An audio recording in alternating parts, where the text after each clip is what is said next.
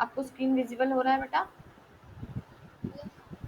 ठीक है एंजल, आज हम लोग जो है रेस्पिरेशन इन प्लांट्स पढ़ने वाले हैं। ठीक है, रेस्पिरेशन इन प्लांट्स, इसको हम लोग सेलुलर रेस्पिरेशन भी बोल देते हैं। ओके, तो रेस्पिरेशन का बेसिकली मतलब क्या होता है, आपको कुछ पता है इसके बारे में? मैंने पढ़ाया हुआ है कि रेस्पिरेशन क्या होता है। I have told you. हाँ हाँ, बोलो क्या होता है रेस्पिरेशन, कुछ बताइए मुझे रेस्पिरेशन के बारे में। मैम मतलब जो हम ब्रीदिंग करने का जो पूरा प्रोसेस होता है। देखो, बिल्कुल, जो रेस्पिरेशन होता है बेटा उसमें दो पार्ट में डिवाइड होता है ये। ठीक है, एक तो होता है हमारा एक्सटर्नल और एक होता है हमारा सेलुलर। जो एक्सटर्नल पार्ट होता है वो होता है हमारा ब्रीदिंग, राइट। और जो हम लोगों का सेलुलर रेस्पिरेशन होता है, सेलुलर एक्सटर्नल वाले को ब्रीदिंग कहते हैं। इसमें नॉर्मली क्या होता है, इनहेलेशन। ठीक है, हम लोग क्या करते हैं, ऑक्सीजन को इनहेल करते हैं, राइट, और CO2 को एक्सहेल करते हैं। ओके, और सेलुलर रेस्पिरेशन जो होता है हम लोग का, इसमें हम लोग क्या करते हैं, प्रॉपर हम लोगों का क्या होता है, वेजल्स के थ्रू जो है डिफ्यूजन होता है और इसके थ्रू हम लोगों को एनर्जी मिलती है। ये सेलुलर रेस्पिरेशन हम लोगों को एनर्जी प्रोवाइड कराता है।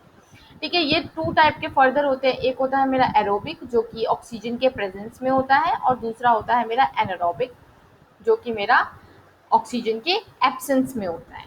ठीक है, दो तरीके के हम लोगों के ये होते हैं। इससे प्रेजेंस ऑफ ऑक्सीजन, ये मैं प्लस साइन लगाती हूँ, ऑक्सीजन, और यहाँ पे absence of oxygen.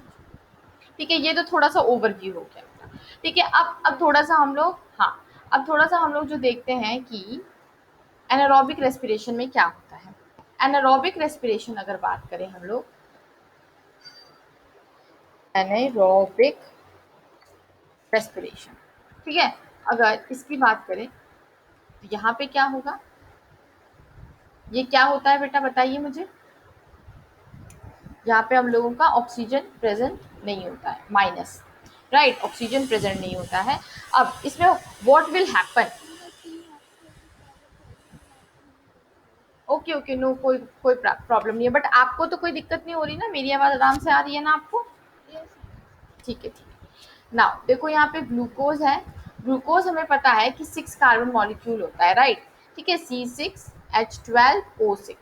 Okay, now ये जो ग्लूकोज होता है बेटा, ये ग्लाइकोलिसिस करता है। ग्लाइकोलिसिस का क्या मतलब है, ग्लाइकोलाइसिस मतलब ग्लूकोज का टूटना, लाइसिस मतलब ब्रेक डाउन होना।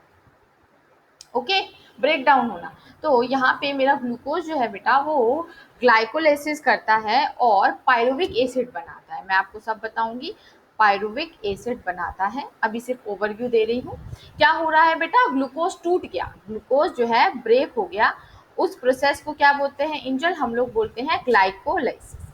ग्लाइकोलाइसिस, ठीक है। और बेटा ये ग्लाइकोलाइसिस जो होता है, बिल्कुल, ये ग्लाइकोलाइसिस हमारे साइटोप्लाज्म में होता है। ठीक है, देखो मैं बताऊं, अब देखो आपने देखा होगा कि ये मेरा क्या है, ओके,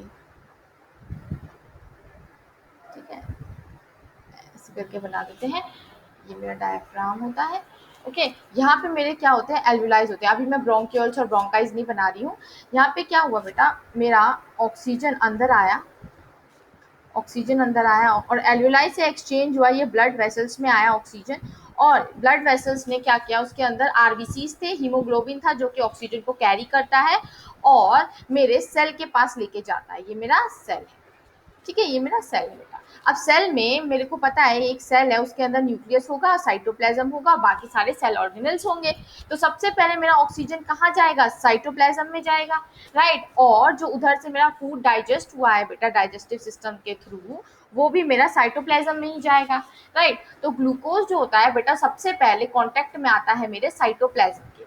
इसी वजह से जो है क्या होगा बेटा, सबसे पहला काम जो है मेरा साइटोप्लाज्म में होगा और साइटोप्लाज्म में क्या होगा हमारा, टूटेगा ग्लूकोज। अब ये 6 कार्बन कंपाउंड था ग्लूकोज, ठीक है। तो ये जो पायरुविक एसिड बना टूटने के बाद ये 3 कार्बन कंपाउंड बना, ठीक है। अब ये टूट गया तो मतलब कि पायरुविक एसिड बेटा 2 बनते हैं, 3 कार्बन के कंपाउंड है ये और ये 2 बनेंगे, ठीक है, 3 3 6।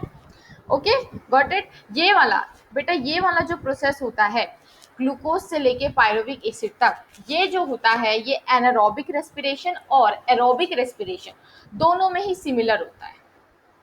ठीक है, अगर मैं आपसे पूछूं कि मुझे बताओ कि ऐसा कौन सा प्रोसेस है जो कि एनारोबिक और एरोबिक रेस्पिरेशन में सिमिलर है, तो आप बोलोगे मैम ग्लाइकोलाइसिस। ठीक है, क्योंकि हमारे एरोबिक जो बैक्टीरिया होते हैं, एनारोबिक बैक्टीरिया जो होते हैं और कोई भी ऑर्गेनिज्म जो एनारोबिक है और एरोबिक है, उन सबके पास साइटोप्लाज्म तो होगा ही होगा, न्यूक्लियस नहीं होता बट साइटोप्लाज्म सबके पास होता है ना। ठीक है, तो हम लोग यहाँ पे तो साइटोप्लाज्म में ये काम हो जाएगा। अब मैं जरा इसको रब करती हूँ। ये पायरुविक एसिड मेरा काम हो गया, यहाँ तक काम हो गया। अब हम मान लो इसके आगे मेरे पायरुविक एसिड को ना बेटा ऑक्सीजन की जरूरत होती है अगर ये फर्दर जो है एनर्जी देना चाहता है, बट ये किसी ऐसे ऑर्गेनिज्म में हो रहा है जो कि एब्सेंस ऑफ ऑक्सीजन में काम करता है, तो क्या होगा, यहाँ पे बेटा फर्मेंटेशन होगी। जब ये पायरुविक एसिड बन गया तो अगर हम लोग एग्जाम्पल लें ईस्ट की, तो वहाँ पे फर्मेंटेशन होगी यू कैन से इन ईस्ट। तो व्हाट विल हैपन, ये पायरुविक एसिड जो है डीकार्बोक्सिलेशन करेगा, मतलब कि मेरा CO2 निकाल देगा। ओके, CO2 निकल जाएगा और मुझे मिलेगा 2 molecule of ethyl alcohol. Ethyl alcohol, अब इथाइल अल्कोहल क्या होता है हम लोगों का, C2H5OH, जिसको हम लोग इथेनॉल भी बोलते हैं, है ना, इथेनॉल। ठीक है, और ये 2 मॉलिक्यूल मिलेगा। 2 क्यों मिल रहा है बेटा, क्योंकि ये 6 था, इसको हम लोगों को क्या करना होता है, प्रिजर्व करके रखना होता है 6 कार्बन, इसीलिए यहाँ पे 3 कार्बन के 2 कंपाउंड बने, यहाँ पे भी इसीलिए 2 मॉलिक्यूल मिल रहे हैं, यहाँ पे भी इसीलिए 2 कार्बन रिलीज हुए हैं। ठीक है, मेंटेन करके रखना है इक्विलिब्रियम को। ऑलराइट, तो यहाँ पे मेरे को मिला 2 मॉलिक्यूल ऑफ इथाइल अल्कोहल। ठीक है, ये बात हो गई एक। ओके, ना ये तो हम लोगों का था कि अगर मान लो कि कोई ऐसे एनारोबिक ऑर्गेनिज्म में हुआ तो ऐसे होगा और इथेनॉल बनेगा। बट मान लो कि हमारी बॉडी में ऐसा हो रहा है, हमारी बॉडी में अगर ऐसा होगा, ठीक है, हमारी इन मसल्स, यू कैन से इन मसल्स, अगर मसल्स में मुझे ऑक्सीजन की सप्लाई नहीं हुई है एंजल, ठीक है, तो व्हाट विल हैपन, हम लोग क्या करते हैं, जब हम लोग भागते हैं या हम लोग कोई एक्सरसाइज करते हैं तो कुछ टाइम बाद ना हम लोगों की ना बॉडी में पेन होने लगता है, ये तो सबको पता है, ये आपको भी पता है, राइट। तो वो जो पेन होता है वो क्यों होता है, बिकॉज हम लोगों की बॉडी में जब हम लोग एक्सरसाइज कर रहे हैं तो हमारी बॉडी को लिमिटेड ऑक्सीजन मिल रहा है, तब ऑक्सीजन जितना चाहिए उतना नहीं मिल रहा है। ठीक है, या तो कभी कभार मिलता ही नहीं। तो ऑक्सीजन के एब्सेंस में मेरी बॉडी जो है, पहले देखो प्रेजेंस में क्या होता है, प्रेजेंस में वो एनर्जी रिलीज करती है, ऑक्सीजन के प्रेजेंस में वो CO2 H2O और एनर्जी रिलीज करेगी। बट मेरे पास ऑक्सीजन जब नहीं है तो वो एक तरीके का एसिड प्रोड्यूस करती है बेटा, लैक्टिक एसिड। ये भी 3 कार्बन कंपाउंड होता है। ठीक है, ये भी 3 कार्बन कंपाउंड होता है और यू कैन से 2 मॉलिक्यूल्स इसके भी निकलते हैं। ओके, ठीक है, तो ये हमारा हो गया 2 लैक्टिक एसिड वाला काम। ये होता है बेटा पूरा का पूरा एनारोबिक रेस्पिरेशन में हमारा काम। ठीक है, अगर आपको यहाँ पे लिखना है या स्क्रीनशॉट लेना है तो यू कैन टेक इट।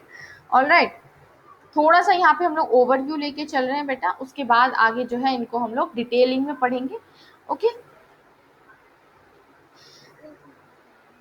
हाँ हाँ, ओके, आप लिख रहे हो, ओके लिख लो, इसको मैं ऐसे कर देती हूँ।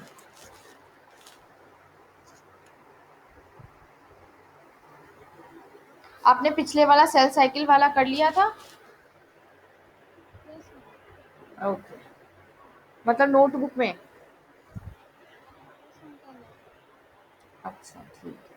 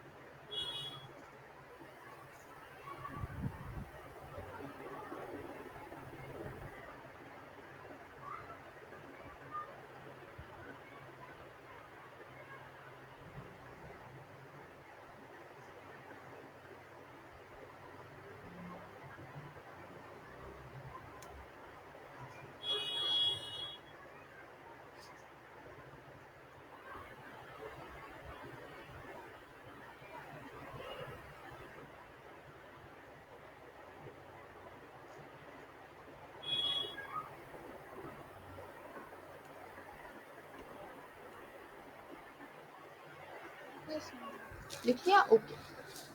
अब देखो इसको हम लोग रब करते हैं। मैं यहाँ पे एरोबिक लिख देती हूँ। राइट, अब देखो हम लोगों की एरोबिक की बात हो जाती है। चल, जो हमारा एरोबिक रेस्पिरेशन होता है उसमें हम लोगों को किसकी ज़रूरत होगी? ऑब्वियसली ऑक्सीजन की ज़रूरत होगी, राइट, है ना? तो ये होता है हमारा in the presence of oxygen. और राइट, अब यहाँ पे हम लोग क्या करने वाले हैं? In the presence of oxygen क्या होगा? इससे पहले ज़रा हम लोग देखते हैं। जो बेटा हमने एनारोबिक रेस्पिरेशन किया, तो देखो ऐसा नहीं है कि हमें एनारोबिक रेस्पिरेशन से एनर्जी नहीं मिलती, एनर्जी उससे भी मिलती है, ठीक है, उससे भी हम लोगों को एनर्जी मिलती है, but in very less amount, in very limited supply. Okay, तो यू कैन से एरो, आप यहाँ पे नोट कर सकते हो, बाकी मैं आपको बताऊंगी कि कैसे क्या होता है, बट यू कैन नोट कि एनारोबिक रेस्पिरेशन जो होता है, एनारोबिक रेस्पिरेशन, इसमें सिर्फ 2 एटीपी का प्रोडक्शन होता है। सिर्फ 2 एटीपी जो है वो हमारी यहाँ पे फॉर्म होती है ड्यूरिंग द फॉर्मेंटेशन। ओके, और लैक्टिक एसिड बनने के टाइम पे। ओके, तो सिर्फ 2 एटीपी निकलता है, तो इससे इतना कोई हम लोगों को एनर्जी नहीं मिलती। But in case of aerobic respiration हम लोगों को टोटल बेटा 36 एटीपी मिलते हैं। टोटल कितना मिलता है? 36 एटीपी। ओके, तो ये बहुत ही हम लोगों का मतलब लार्ज अमाउंट ऑफ एनर्जी जो है ये मेरा सप्लाई करता है। ओके, तो यहाँ पे बेसिकली होता क्या है बेटा? यहाँ पे ना प्रॉपर साइकिल होती है इंजन। यहाँ पे मेरा क्या होगा? ग्लाइकोलाइसिस तो होगा। ग्लाइकोलाइसिस कहाँ हो रहा था एंजल, मुझे बताओ? Glycolysis, cytoplasm. बिल्कुल, साइटोप्लाज्म में जो है मेरा हो रहा था ग्लाइकोलाइसिस। ओके, अब इसके बाद ग्लाइकोलाइसिस होने के बाद बेटा यहाँ पे हम लोगों का क्या हुआ? मेरे जो पायरुविक एसिड था वो प्रोड्यूस हो गया, ठीक है, मुझे 3 pyruvic acid, oh sorry 2 molecule of pyruvic acid जो है मिल चुके हैं। ओके, अब ये जो है मेरे ट्रांसफर होंगे, मेरा साइटोप्लाज्म था, ये साइटोप्लाज्म से ये ट्रांसफर होंगे बेटा माइटोकॉन्ड्रिया में। ये मेरा न्यूक्लियस है, ये माइटोकॉन्ड्रिया में ट्रांसफर होंगे। और माइटोकॉन्ड्रिया में एक साइकिल होता है बेटा, उसको बोलते हैं हम लोग क्रेब्स साइकिल, ठीक है, उसको हम लोग बोलते हैं क्रेब्स साइकिल। ठीक है, तो ये क्रेब्स साइकिल जो होता है एंजल, ठीक है, ये हमारे किस में होगा? पहले साइटोप्लाज्म से मेरा कहाँ पे जाएगा? माइटोकॉन्ड्रिया में। माइटोकॉन्ड्रिया में कौन सा साइकिल हम लोग फॉलो करेंगे? Krebs cycle. ठीक है, अब माइटोकॉन्ड्रिया में मेरा क्रेब्स साइकिल हुआ है बेटा, ठीक है, वो हुआ है जैसे देखो मैंने आपको बताया हुआ था, ऐसे ऐसे करके बनाते हैं। माइटोकॉन्ड्रिया के मैट्रिक्स में, माइटोकॉन्ड्रिया के मैट्रिक्स में जो है मेरा क्या हुआ है एंजल? Krebs cycle. मैं यहाँ पे के लिख देती हूँ इन शॉर्ट। ठीक है, अब क्या होगा? मेरा ये जो इनर मेम्ब्रेन है बेटा, इनर मेम्ब्रेन अभी आपको मैंने करवाया था, लाइक ये मेरा आउटर मेम्ब्रेन है, ये मेरा ऐसे करके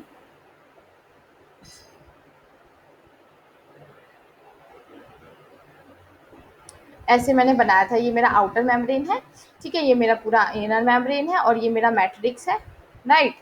ओके, और ये क्या है? मेरा इनर मेम्ब्रेन है ना, ये आउटर, ये इनर। अब इस इनर मेम्ब्रेन में, मैट्रिक्स में मेरा क्रेब्स साइकिल हो गया एंजल। अब क्रेब्स साइकिल होने के बाद जो है मेरा जो भी यहाँ पे बना है, उसके बाद एक और साइकिल फॉलो होगा, उसको हम लोग बेटा इलेक्ट्रॉन ट्रांसपोर्ट चेन बोलते हैं, या इलेक्ट्रॉन ट्रांसपोर्ट सिस्टम बोलते हैं। बताया हुआ है मैंने सब कुछ इसके बारे में। ठीक है, तो क्रेब्स साइकिल के बाद क्या होगा एंजल? हमारा इलेक्ट्रॉन, हाँ कोई बात नहीं, कोई बात नहीं, ओके बेटा, no issue. Electron transport chain, ठीक है, यहाँ पे क्या होगा? मेरा इलेक्ट्रॉन ट्रांसपोर्ट चेन होगा। इलेक्ट्रॉन ट्रांसपोर्ट चेन कहाँ होता है? हमारे inner membrane of mitochondria, of mitochondria. ठीक है, देख यहाँ पे हमारा जो साइटोप्लाज्म में क्या हुआ? फर्स्ट स्टेप हुआ, फिर दूसरा स्टेप हुआ मेरा, यहाँ आप लिख सकते हो मैट्रिक्स ऑफ अवर माइटोकॉन्ड्रिया।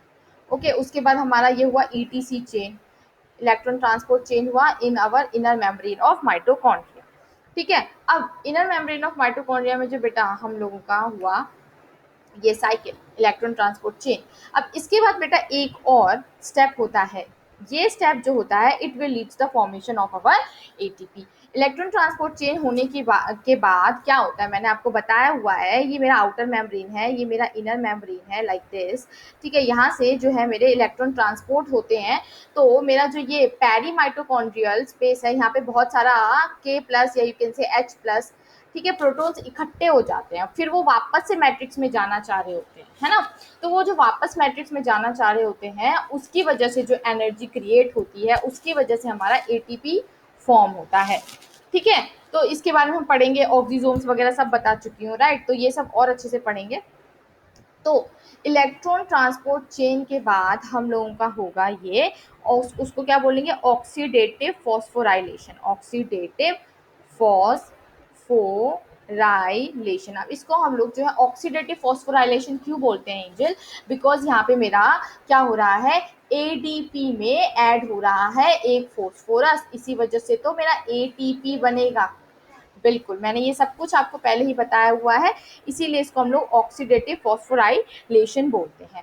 इसमें मेरे कौन से पार्टिकल्स हेल्प करते हैं बेटा, F0 F1 पार्टिकल, जो कि F0 F1 पार्टिकल जो कि मेरे एक एटीपेज की तरह, मतलब कि एटीपी को बनाने वाले एंजाइम, एज लिखा है ना मैंने, इसीलिए मैंने आपको बायोमोलिक्यूल्स चैप्टर सबसे पहले जो है सेल बायोलॉजी के बाद पढ़ाया था, राइट। तो वही, तो ये क्या है, ये मेरे एंजाइम्स हैं, ये एंजाइम की तरह काम करते हैं, ठीक है। तो ये हम लोगों का क्या होता है, यही बनाता है मेरा एटीपी, ठीक है। और इस प्रोसेस को हम लोग क्या बोलते हैं, ऑक्सीडेटिव फॉस्फोराइलेशन। तो ये हम लोगों का बेसिक पार्ट होता है, ठीक है। तो मुझे ये बताओ कि यहाँ पे एरोबिक रेस्पिरेशन में, अभी सिर्फ और सिर्फ मैंने आपको आइडिया दिया है कि एरोबिक रेस्पिरेशन में क्या होता है। पहले देखो, एनारोबिक में क्या हो रहा था एंजल, ग्लाइकोलिसिस के बाद मेरा फर्मेंटेशन हुआ और इथाइल अल्कोहल बन गया, राइट। बट यहाँ एरोबिक में क्या हो रहा है, मेरा ये पायरुविक एसिड बना, उसके बाद ये माइटोकॉन्ड्रिया में गया, फिर ये जो है इनर माइटोकॉन्ड्रिया में गया, ओके। वहाँ पे इन्होंने इलेक्ट्रॉन ट्रांसपोर्ट चेन किया, इलेक्ट्रॉन ट्रांसपोर्ट चेन के थ्रू क्या हुआ, जो भी हमारे प्रोटॉन्स इकट्ठा हो गए थे पहली माइटोकॉन्ड्रियल स्पेस में, ठीक है, वो वापस से मैट्रिक्स में जाना चाह रहे हैं, उसको, उस प्रोसेस को ऑक्सीडेटिव फॉस्फोराइलेशन क्या कहा, क्योंकि उसी उसमें जो एनर्जी हम लोगों को इसको मिलती है, तो वो अट्रैक्ट करता है एडीपी और जो हम लोगों का अकेला फॉस्फोरस है, उनके बीच में बॉन्ड बना देता है और एटीपी हम लोगों का बन जाता है। और एरोबिक में कितने एटीपी बनते हैं बेटा, एरोबिक में हमारे बनते हैं 36 एटीपी, ठीक है। और हम लोगों का जो एनारोबिक होता है उसमें हम लोगों के बनते हैं, यहाँ पे मैंने नहीं लिखा है, कोई बात नहीं, दोबारा लिख देती हूँ, यहाँ पे हमारे 2 एटीपी बनते हैं, ठीक है। तो एरोबिक और एनारोबिक रेस्पिरेशन में कोई डाउट बेटा आपको, चल ठीक है, ये हम लोगों ने कंप्लीट कर लिया, एक सेकेंड।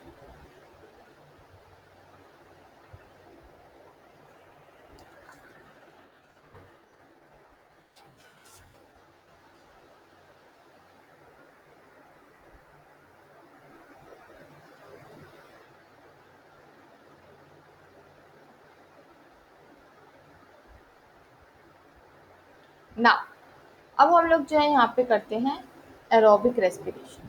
एरोबिक रेस्पिरेशन जो है वो कैसे होता है, ये तो कर लिया ऑब्वियसली, मैं म्यूट पे हूँ क्या, नहीं, ऑलराइट ना। अब हम लोग हर एक प्रोसेस को अलग अलग करके पढ़ेंगे एंजल, ठीक है। हम लोगों ने ये पूरा पढ़ लिया, इसको भी हटा देते हैं। अब हम लोग जो है करने वाले हैं first step, that is our glycolysis, ठीक है, क्योंकि फर्स्ट स्टेप क्या है, ये हमारा ग्लाइकोलाइसिस ही है, राइट। चलो, इसको करने से पहले ना थोड़ा सा कंक्लूजन देख लेते हैं, कंक्लूजन क्या क्या मिलता है हम लोगों को। अभी हम लोगों ने थोड़ा सा इंट्रोडक्शन लिया है, बट उसके बाद हम लोगों को मिलता क्या है आफ्टर दैट, ये थोड़ा सा देखते हैं, फिर ग्लाइकोलाइसिस में चलो। तो यहाँ पे आप लिख सकते हो कंक्लूजन, मैं आपको यहाँ पे बताती हूँ। मेरा जो ग्लूकोज होता है इंजन, ठीक है, वो 6 कार्बन कंपाउंड होता है, ठीक है। जहाँ पे ग्लाइकोलाइसिस होगा साइटोप्लाज्म में, बहुत सारे एंजाइम काम करते हैं इस पे, सब एंजाइम के नाम बताऊंगी। तो देखो इंजन, यहाँ पे मेरा यहाँ पे पायरुविक एसिड बनता है 2, ठीक है। तो इस टाइम, इस दौरान पे मैंने बताया था कितने एटीपी रिलीज होंगे बेटा, 2 एटीपी रिलीज होंगे, ठीक है, 2 एटीपी रिलीज होंगे। और क्या होता है यहाँ पे, इसके साथ साथ बेटा हम लोगों का क्या होता है, NAD पॉजिटिव जो है वो NADH2 में कन्वर्ट हो जाता है, ठीक है, NADH2 में कन्वर्ट हो जाएगा ये NAD पॉजिटिव, मतलब रिडक्शन हो जाता है, ठीक है। तो जो ये मेरा बेटा NAD होता है ना, ये कोएंजाइम होता है, ये इलेक्ट्रॉन को कैरी करते हैं, they are the electron carriers, you can say proton carriers, okay, H+ को कैरी करते हैं। ये हम लोगों को क्या क्या मिला, यहाँ पे 2 ATP मिला बेटा और NADH2 मिला, ओके। अब यहाँ तक पहुंचने के बाद जो कि 3 कार्बन कंपाउंड है, मेरा यहाँ पे 2 पॉसिबिलिटीज बनती है। 2 पॉसिबिलिटीज क्या बनती है बेटा, एक पॉसिबिलिटी बनती है अगर ऑक्सीजन एब्सेंट है तो क्या होगा इस पायरुविक एसिड का, और ऑक्सीजन प्रेजेंट है तो क्या होगा इस पायरुविक एसिड का। तो हम लोग ये सब देखेंगे। तो हमें पता है जब प्रेजेंट होगी तो एनारोबिक होगा, और सॉरी एब्सेंट होगी तो एनारोबिक होगा, और प्रेजेंट होगी तो एरोबिक होगा, ठीक है। तो यहाँ पे हम लोगों ने कंक्लूजन में क्या देखा था, हम लोगों को यहाँ पे क्या मिलता है बेटा, 2 मॉलिक्यूल्स ऑफ इथाइल अल्कोहल या ethanol plus twice of CO2 मिलता है, ठीक है। और यहाँ पे लिमिटेड अमाउंट ऑफ एनर्जी मिलती है, यहाँ पे आप लिख सकते हो लिमिटेड, ठीक है। ये होता है हम लोगों का, मैं आपको ये पूरा का पूरा एक्सप्लेन कर चुकी हूँ। ये क्या है हमारा एनारोबिक रेस्पिरेशन। अब हम लोग आते हैं ऑक्सीजन जहाँ प्रेजेंट होगा। तो ये बेटा ये वाला प्रोसेस पूरा कहाँ हुआ है, साइटोप्लाज्म में ही हुआ है। बट यहाँ जो ये काम होगा ये हमारा माइटोकॉन्ड्रिया में होगा। माइटोकॉन्ड्रिया में व्हाट विल हैपन, मेरा ऑक्सीजन आया, मेरा C6H12 आया, ओके, C6H12O6 आया, इन्होंने रिएक्शन किया, रिएक्शन करने के बाद मुझे जो मिला वो मिला ट्वाइस तो नहीं मिलेगा यहाँ पे मुझे 2 CO2 मिला था, यहाँ पे बेटा 6 CO2 मिला है, ठीक है, ध्यान रखना इस चीज़ का। यहाँ पे मुझे 6 CO2 मिले, और यहाँ पे मुझे 6 वाटर का मॉलिक्यूल मिलेगा, 6 वाटर मॉलिक्यूल्स मिलेंगे। और यहाँ पे देखो, यहाँ पे जो एनर्जी निकलती है ना बेटा, वो 28 किलो कैलोरी एनर्जी निकलती है बस। बट यहाँ पे जो है 686 किलो कैलोरी एनर्जी निकलती है। मैं बस यहाँ पे आपको बताना नहीं चाहती थी, बट कोई बात नहीं, ठीक है, ये याद रखने की कोई ज़रूरत नहीं है। बट यहाँ पे जो है लार्ज अमाउंट ऑफ एनर्जी निकलती है, ओके। तो यहाँ पे अगर आपसे एंजल कोई पूछे कि एनारोबिक और एरोबिक रेस्पिरेशन में मुझे बताओ नंबर ऑफ CO2 मॉलिक्यूल्स कितने हैं, रेशियो बताओ, तो आप एनारोबिक का लिखोगे 2, एरोबिक का लिखोगे 6, राइट, एरोबिक का कितना लिखोगे 6, और उनका रेशियो हो जाएगा मेरा 1:3। और अगर पूछा है एरोबिक 2 एनारोबिक तो 3:1 हो जाएगा, ठीक है। ये मेरा क्या है, CO2 मॉलिक्यूल का रेशियो, ओके। तो ये हम लोगों का बेटा पूरा का पूरा एक इन्फरेंस था, ऐसे होगा ना। अब हम लोग नेक्स्ट पे चलते हैं ग्लाइकोलाइसिस पे। ग्लाइकोलाइसिस, जो बेटा ग्लाइकोलाइसिस होता है ये मेरा कहाँ कहाँ होता है, ये कहाँ होता है, साइटोप्लाज्म में, साइटोप्लाज्म, ठीक है। और मेरा ये जो ग्लाइकोलाइसिस है बेटा, ये क्या है, इसमें टोटल 10 स्टेप्स होते हैं। और बेटा देखो, जो मेरा ग्लाइकोलाइसिस है एंजल, ये दिमाग लगाने वाली बात है, ठीक है। जो मेरा ग्लाइकोलाइसिस है वो मेरा एरोबिक रेस्पिरेशन में भी होता है और एनारोबिक में भी होता है। इसका मतलब क्या हुआ, इसका मतलब ये हुआ कि बेटा ग्लाइकोलाइसिस को ऑक्सीजन की ज़रूरत नहीं होती है, उसके बाद वाले प्रोसेसेस को ऑक्सीजन की ज़रूरत होती है, इसीलिए हम लोग उस रेस्पिरेशन को एरोबिक बोल देते हैं। और ग्लाइकोलाइसिस के बाद वाले रिएक्शंस में अगर तब भी ऑक्सीजन की ज़रूरत नहीं है तो उस रिएक्शन को हम लोग एनारोबिक बोल देते हैं, राइट। तो ये बेटा जो है मेरा 10 स्टेप्स का होता है और एनारोबिक होता है, ठीक है। अब यहाँ पे हम लोगों का और क्या क्या ग्लूकोज पाथवे जो होता है इसके बारे में और बताएंगे। ग्लाइकोलाइसिस, लाइसिस मतलब ब्रेक डाउन करना। अब एक एक करके हम लोग इसको पढ़ते हैं। मैं इसको इरेज कर देती हूँ, यहाँ पे मैं हेडिंग डाल देती हूँ ग्लाइकोलाइसिस,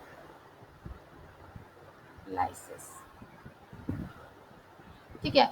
अब ग्लाइकोलाइसिस में सबसे पहले क्या किसका काम होने वाला है, ग्लूकोज का, राइट। तो यहाँ पे मेरा बेटा ग्लूकोज जो है वो क्या होगा, वो 6 कार्बन कंपाउंड है इंजन, ठीक है।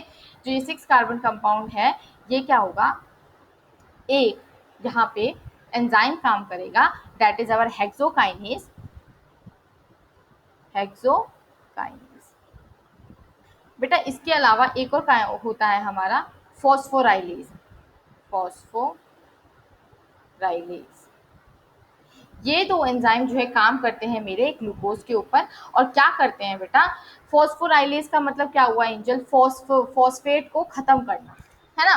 तो बेटा ये क्या करता है, ग्लूकोज को टूटने के लिए एनर्जी की जरूरत पड़ती है, तो ये एटीपी का यूज करेगा और एक फॉस्फेट निकल जाएगा। मैंने बताया हुआ था ना, ये मेरा एटीपी का स्ट्रक्चर है और यहाँ से जब ये एक बॉन्ड टूटता है तो एनर्जी निकलती है ना, बताया हुआ है। तो यहाँ से मेरा एटीपी में से एक बॉन्ड टूटेगा और एडीपी बन जाएगा और मुझे एनर्जी मिल जाएगी। एनर्जी मिलने के बाद क्या होगा, जो मेरा ये ग्लूकोज है ये टूटने वाला है, तो यहाँ पे ग्लूकोज में एक फॉस्फेट यहाँ से निकल के यहाँ ऐड हो जाता है। ठीक है, तो क्या बनेगा हम लोगों का, ग्लूकोज 6 फॉस्फेट बनेगा, ग्लूकोज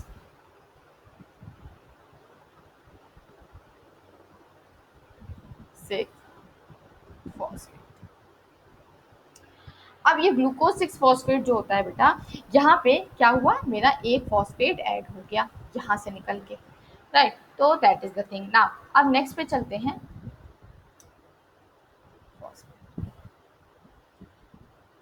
नेक्स्ट ग्लूकोज 6 फॉस्फेट बनने के बाद बेटा एक और एंजाइम होगा, that is our isomerase. Isomer का क्या मतलब होता है, एनी आइडिया?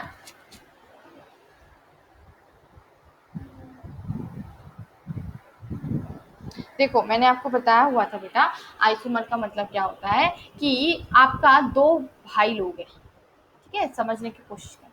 दोनों का स्ट्रक्चर सेम ही है, एक नाक है, दो आंख है और दो पैर है, ठीक है, बट उनका फंक्शन अलग अलग है। ठीक है, वो लोग एक जैसे काम नहीं करते हैं। ठीक है, जैसे मान लो आपका जो ग्लूकोज है बेटा, ठीक है, उसका वो उसका फॉर्मूला है C6H12O6, और जो आपका फ्रुक्टोज है उसका फॉर्मूला है बेटा C6H12O6। बट ये एल्डोज शुगर है, मतलब इसमें एल्डिहाइड प्रेजेंट होता है। ये क्या है, एल्डोज शुगर। बट जो फ्रुक्टोज है बेटा, मैं आपको स्ट्रक्चर करवा चुकी हूँ, ये कीटोज शुगर होता है ना, इसमें कीटोन ग्रुप प्रेजेंट होता है, राइट। ठीक है, समझ में आ रहा है बेटा, है ना। तो ये क्या है, एक दूसरे सेम सेम दिखने वाले चीजें हैं बट काम अलग अलग कर रही हैं, इनकी पहचान अलग अलग है।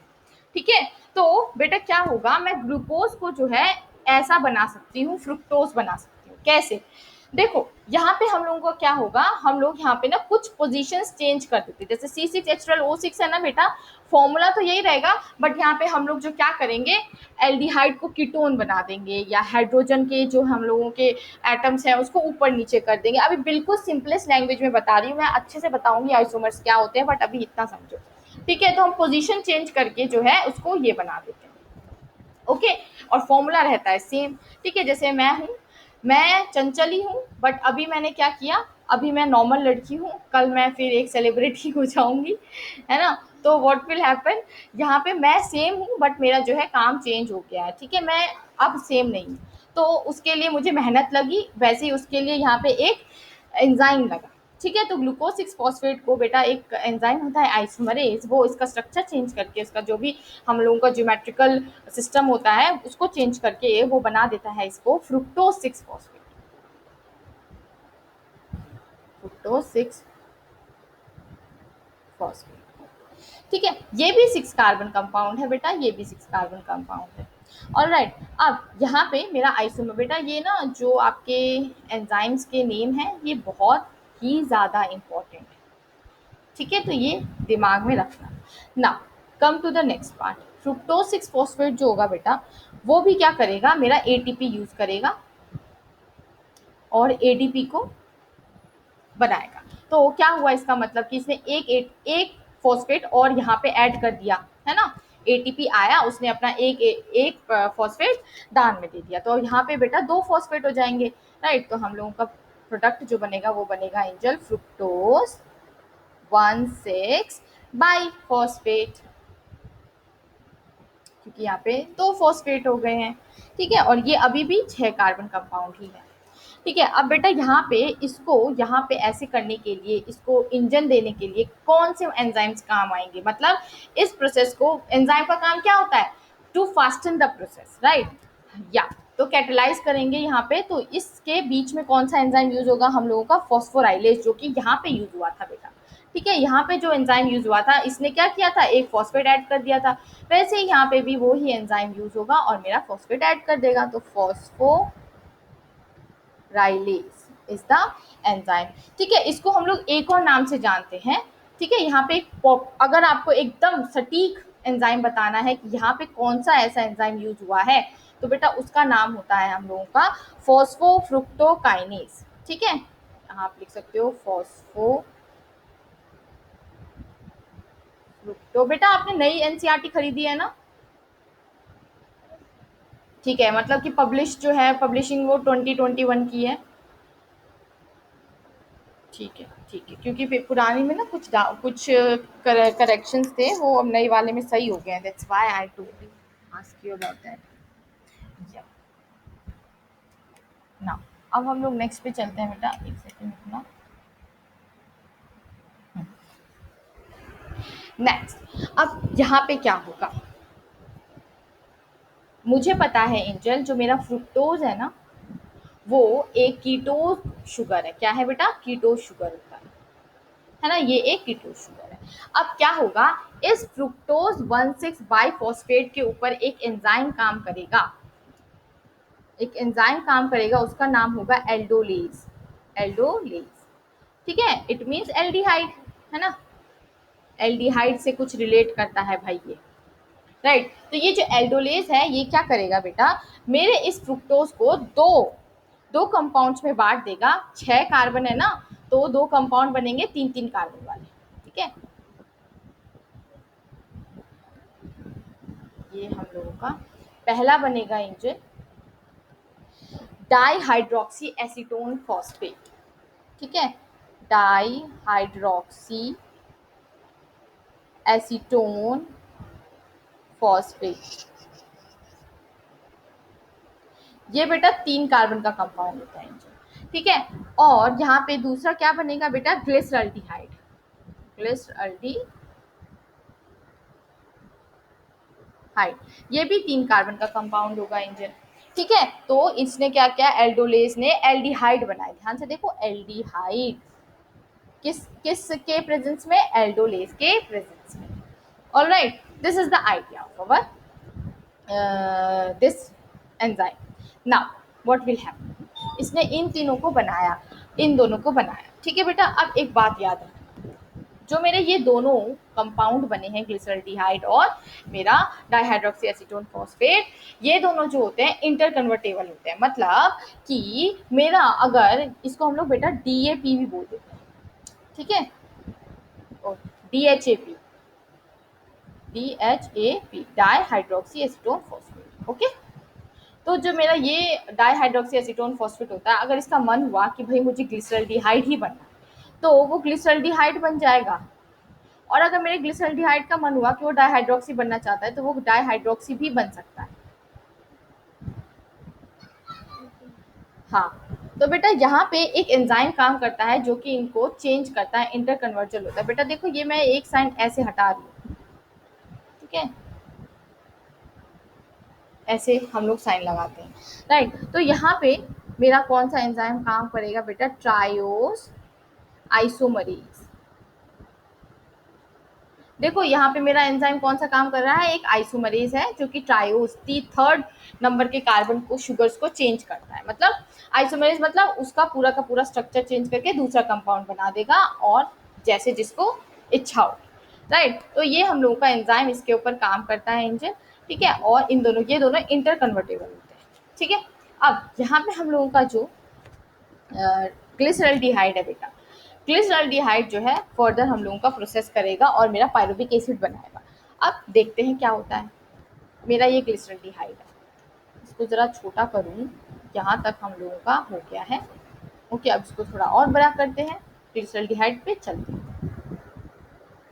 मेरा जो ग्लिसरल्डिहाइड है बेटा, ये क्या करेगा, यहाँ पे एक फॉस्फेट ग्रुप ऐड होने के लिए आएगा। ठीक है, एक फॉस्फेट ग्रुप जो है मेरे इस ग्लिसरल्डिहाइड में ऐड हो जाएगा एंजल, तब हम लोग उसको बोलेंगे 1,3 by phosphoglyceric acid, by phospho. ये थोड़ा सा बोरिंग चैप्टर है, बट बहुत ही ज़्यादा इम्पॉर्टेंट है हमारी बॉडी में, कैसे ग्लूकोज। Maximum respiration exam. नहीं छोटा चैप्टर है इसीलिए। छोटा क्यों है? बिकॉज इसमें सब कुछ याद करने वाली चीज़ है, केमिकल्स हैं इसमें, बट मैं कोशिश कर रही हूँ इसमें आपको याद रहे सब कुछ चीज़ें। ठीक है, तो देखो ये 3 कार्बन का कंपाउंड है ग्लिसरल्डिहाइड। अब जैसे मेरा यहाँ पे ग्लूकोज जो था उसका सेकंड स्टेप था कि इसमें फॉस्फेट ऐड हो रहा है, वैसे ही बेटा यहाँ पे ग्लिसरल्डिहाइड जब मेरे ये 2 कंपाउंड्स में टूट गया तो ग्लिसरल्डिहाइड में भी फॉस्फेट ऐड होगा। तो एक फॉस्फेट पहले से ही प्रेजेंट था मान के चलते हैं, और यहाँ पे जो है दूसरा फॉस्फेट जो है ऐड हो गया। ऑब्वियसली मान के क्या चलना है, इसमें ऐड ही था यहाँ पे। ठीक है, तो एक जब ऐड हो गया तो ये 1,3 बाई फॉस्फोग्लिसरिक एसिड बन गया। ठीक है, ग्लिसरल तो था ही, ग्लिसरल तो था ही, यहाँ पे फॉस्फोरस भी ऐड हो गया। तो इसको बेटा हम लोग जो है PGA भी बोलते हैं, PGA। ठीक है, फॉस्फोग्लिसरिक एसिड। ओके, अब यहाँ पे इसको बेटा ग्लिसरिक एसिड के अलावा ग्लिसरेट भी बोल देते हैं। ठीक है, अगर मैं यहाँ पे बोल रही हूँ 1,3 बाई फॉस्फोग्लिसरेट, एसिड ना लगाना हो तो मैं सीधे ग्लिसरेट लिख दूंगी, नॉट अ बिग इशू। बस आप कंफ्यूज मत होना आगे, इसलिए बता दे रहा हूँ। अब यहाँ पे बेटा, यहाँ पे भी ऐसा तो नहीं है कि ये इसमें ऐसे ही चेंज हो जाएगा, राइट। यहाँ पे क्या होगा, मेरा एक एंजाइम काम करेगा। वो एंजाइम क्या होगा बेटा? डीहाइड्रोजिनेज।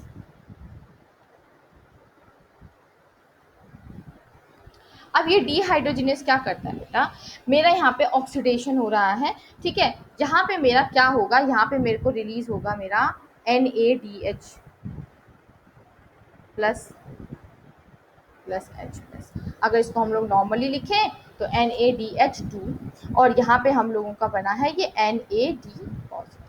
ठीक है एंजल, ध्यान से देखो, मैंने आपको बोला था ये स्टेप तो बहुत ही इंपॉर्टेंट है।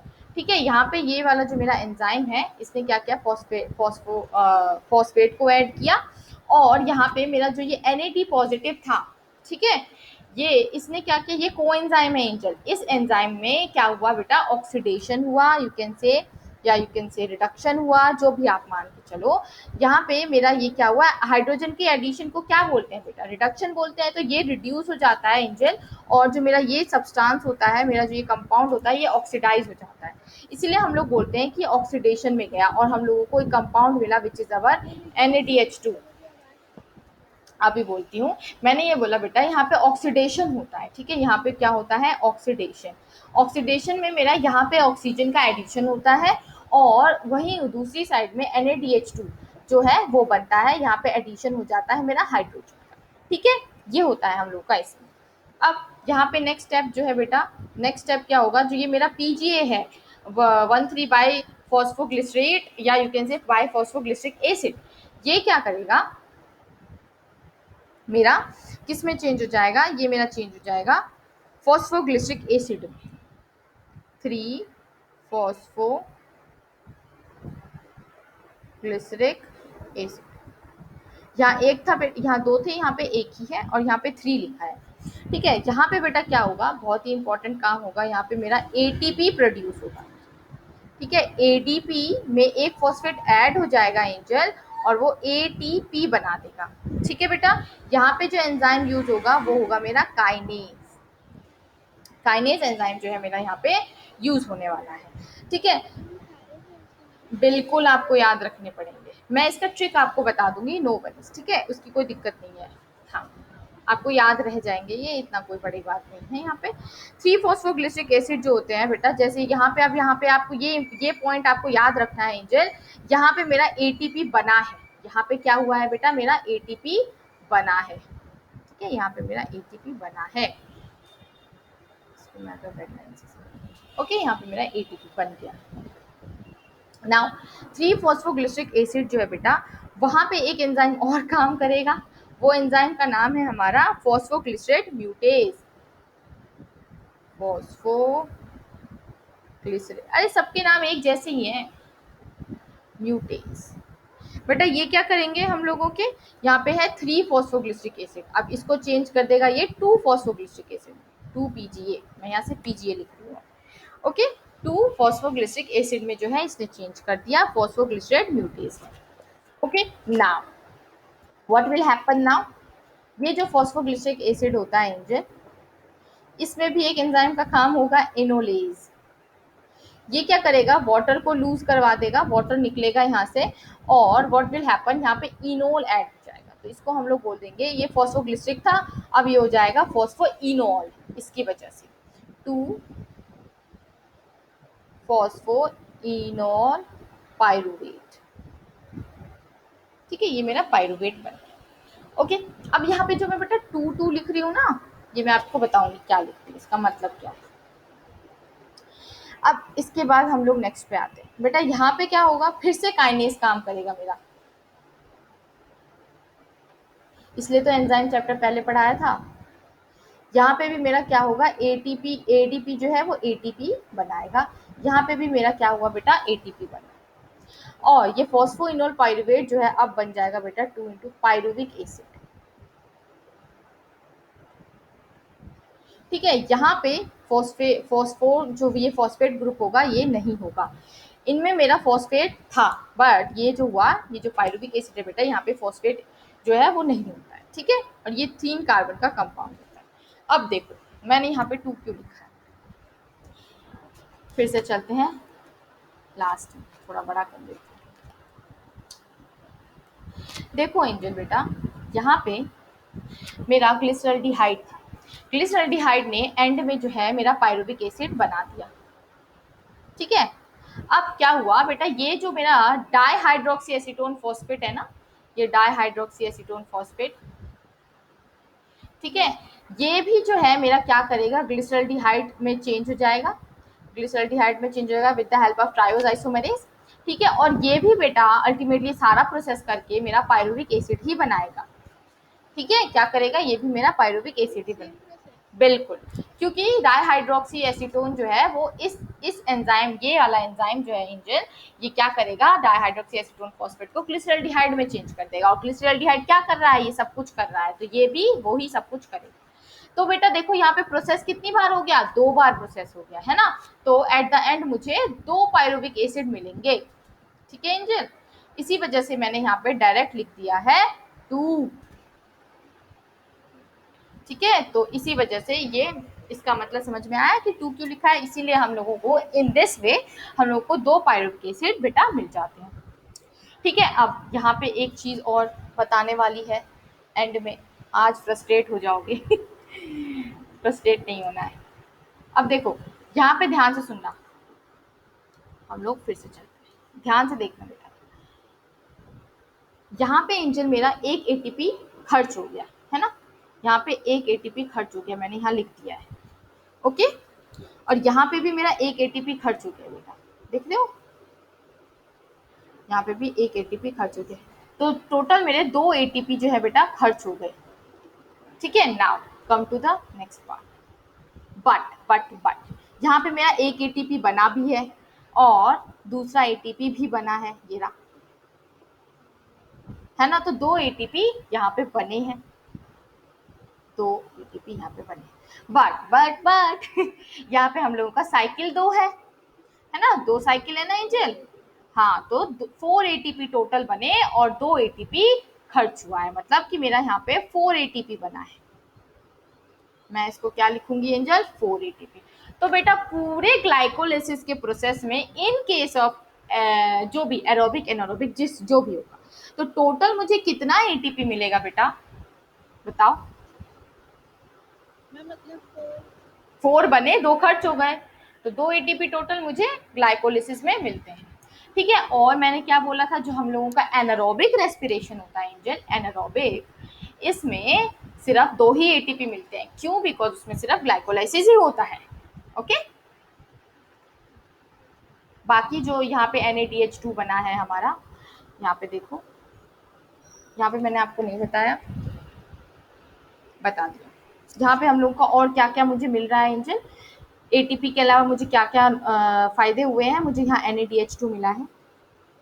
ठीक है, यहाँ पे मुझे एक NADH2 यहाँ से मिलेगा और एक NADH2 इस साइकिल से मिलेगा, तो टोटल मुझे 2 NADH2 मिल जाएंगे, है ना, हाँ बिल्कुल, इस साइकिल के बाद, इस साइकिल के बाद, ठीक है, जो भी मिला 2 बार मिला, तो मैं यहाँ पे अगर लिखूं एंजल, तो मुझे टोटल 4 एटीपी मिले फ्रॉम 2 साइकिल,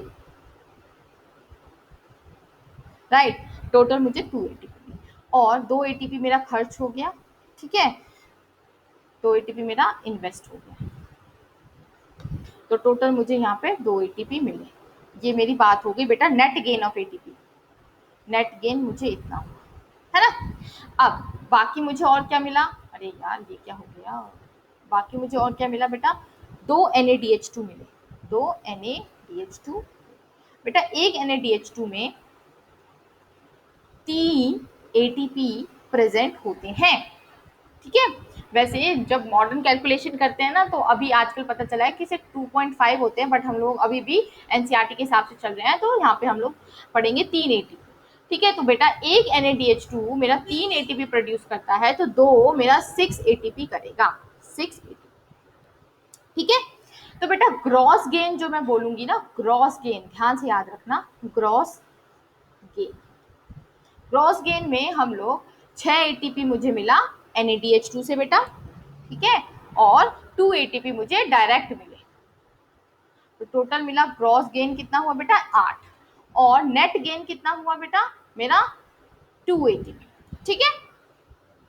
अब यहाँ पे मैम देखो क्या होता है, ध्यान से समझने की कोशिश करना, ये जो मेरा 2 एटीपी होता है ना एंजल, ठीक है, ये मुझे डायरेक्ट मिलता है, बट ये जो 6 एटीपी है ना, मैं इसको डायरेक्ट खर्च नहीं कर सकती। जैसे आपको मैंने चेक काट के दिया 2 लाख रुपए का, है ना, तो ये आप किसी को नहीं दे सकते हो ऐसे ही कि भाई ये तू रख ले और मुझे ये सब सामान दे दे, नहीं दे सकते हो, वो एक तरीके से करेंसी हो जाती है, मतलब कि एक तरीके से चेक है।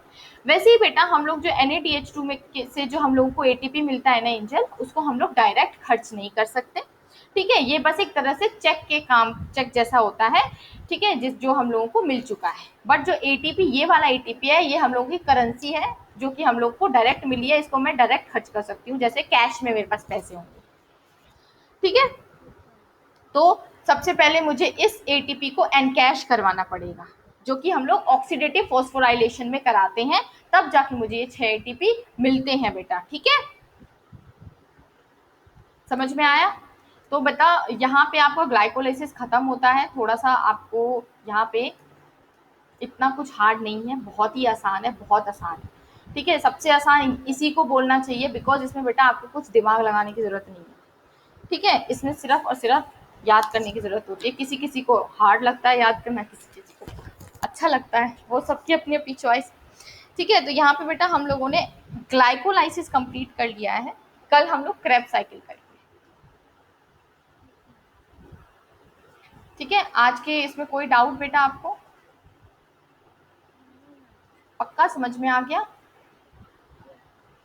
ठीक है, ओके। तो सब फिर हम लोग मैंने जो वो हम्म, वायरल में उसका टेस्ट किया था, उसमें 1 मार्क्स लिख के आता हाँ हाँ ये स्ट्रक्चर की वजह से। हाँ बेटा, वो स्ट्रक्चर जो है, क्या गलती थी उस स्ट्रक्चर में मेरे को याद भी नहीं है। मतलब थोड़ा सा गलत बन गया था इसमें। हाँ तो पता है बायोलॉजी में स्ट्रक्चर के ही मार्क्स होते हैं, जो भी होते हैं, ठीक है। तो स्ट्रक्चर बहुत ही सटीक होना चाहिए, भले ही आप कुछ, अगर देखो क्या होता है, टीचर्स कभी कभार ना हमारे स्ट्रक्चर से ही इम्प्रेस होते हैं, ओके, हाँ। तो अगर आप जैसे स्ट्रक्चर अच्छा बना देते हो और आपने लिखा कुछ भी है, लाइक कुछ भी नहीं, मतलब लाइक ठीक है, लिखा इतना खास नहीं है और स्ट्रक्चर बहुत अच्छा बना है, तो आपके 1 मार्क्स भी नहीं कटते हैं, 1 नंबर भी नहीं कटेगा, ठीक है। तो स्ट्रक्चर बहुत ही इंपॉर्टेंट होता है, ठीक है, बस इतनी सी बात है, बाकी कॉन्ग्रेचुलेशंस